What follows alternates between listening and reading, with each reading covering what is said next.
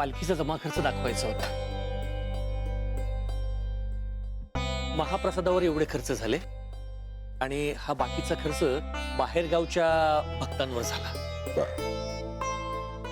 ही शिल्लक रक्कम आहे का? जी गावातल्या गरीब मुलांच्या शिष्यवृत्तीसाठी वापरा अर्धी रक्कम. जी आणि उरलेल्या रकमेतून पुस्तकं आणा ग्रंथालयासाठी. जी मागवतो. हजारो रुपयांचा हिशोब करता तुम्ही, पण कधी एक पैशाची चूक म्हणून नसते सुधाकर पंत. हा तुमचा गुण बाकी वाखाणण्यासारखा आहे. हो माझं कामच आहे ते. हो, पण आपलं काम पूजा समजून करणारी माणसं फार कमी उरलेत आता. हो गोळी घ्यायची राहिली. हो,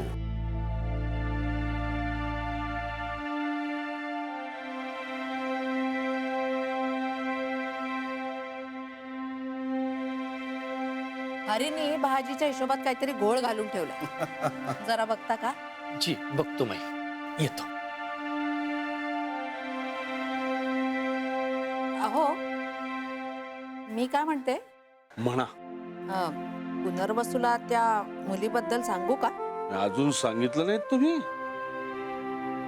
काय सांगून टाकलंयत आणि मला आपलं विचारताय? नाही म्हणजे अशी थोडीशी कल्पना दिली आहे त्याला, पण म्हटलं तुम्हाला विचारून मग बाकीचं सांगावं सगळं. एवढी घाई कसली आहे तुम्हाला? म्हणजे काय हरकत आहे, आपण त्याच्या लग्नाचं बघतोय आणि मुलगी तुम्हाला बरी वाटली आहे हे त्याला सांगायला नको का? मग सांगा. पुनर्वसू ओळखतो तिला? ओळखतच हवा बहुतेक. त्याच्या वसतिगृहाजवळच राहते ही मुलगी कुठेतरी. भेटले असतील बहुधा. ओळखत असेल तर चांगलंच आहे. काय आडनाव काय म्हणाला? कुलकर्णी. हो तुम्ही सांगितलं की मला. तुम्हीच फार उत्साहात दिसताय. आता सून म्हणून येणार असेल तर काळजी करू नका.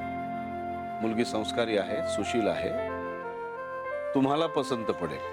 फक्त आपल्या पुनर्वसूला पसंत पडावी. पत्रिका जुळली आहे ना, त्याला पसंत पडण्याचा प्रश्नच नाही आता.